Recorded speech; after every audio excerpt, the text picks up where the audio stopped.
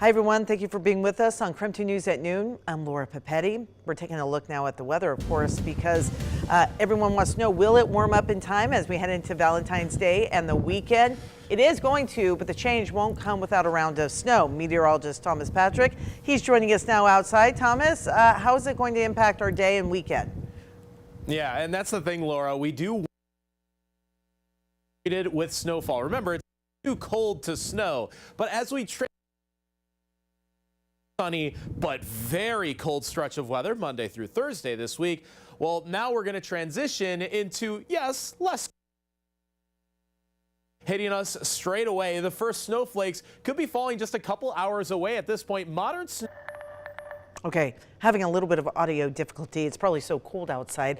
We will fix that and we'll get to Thomas in a minute. In the meantime, today in a vote of 52 to 48, the Senate confirmed that Robert F. Kennedy into his new role. He is now the Secretary of Health and Human Services, controlling about $2 trillion in federal spending, food safety, and vaccine advocacy. All but one Republican voted to elect Kennedy despite their opposing views on vaccines. During the COVID-19 pandemic, Kennedy devoted some time questioning the safety of COVID vaccines. And we do have an important reminder for you today. The Washington Department of Licensing is closed. The department is making some system upgrades.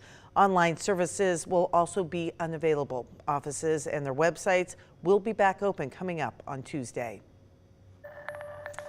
Coming up later this winter, speed cameras will start operating in construction work zones along the state's highways. The cameras will snap photos of drivers speeding through those zones, and then a state trooper will review the photos and confirm license plate information. The first offense will be just a warning, no fine. However, additional offenses will cost drivers $248. I really hope people see it as a reminder, as, oh, there's something happening in front of me. I need to slow down. Back in 2023, Republicans and Democrats unanimously passed a bill to put speed cameras in active work zones, trying to keep those workers safe. Our Boomtown series, we track growth across the inland Northwest, and yesterday Spokane Mayor Lisa Brown calling for a pause on building height limits in downtown Spokane. So the proposed legislation is designed to expand an already existing zone that has no height restrictions. The city says the legislation will help with economic growth and combat the housing crisis. The folks we spoke with say they are in favor of the legislation as long as the city does what they say they'll do.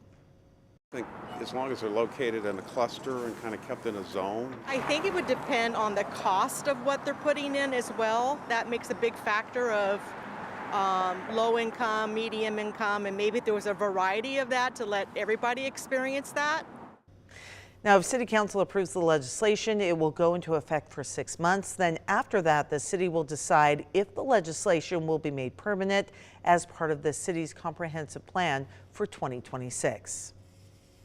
It is 12:03 right now. A federal survey shows Spokane and really the rest of Washington is seeing a drop in reading performance from elementary school students really since the pandemic. The National Assessment of Educational Progress survey shows reading scores among 3rd through 8th grade graders in Washington state is trending downward. This survey shows roughly 89% of students post-pandemic read rates are at levels lower than what they were back in 2019.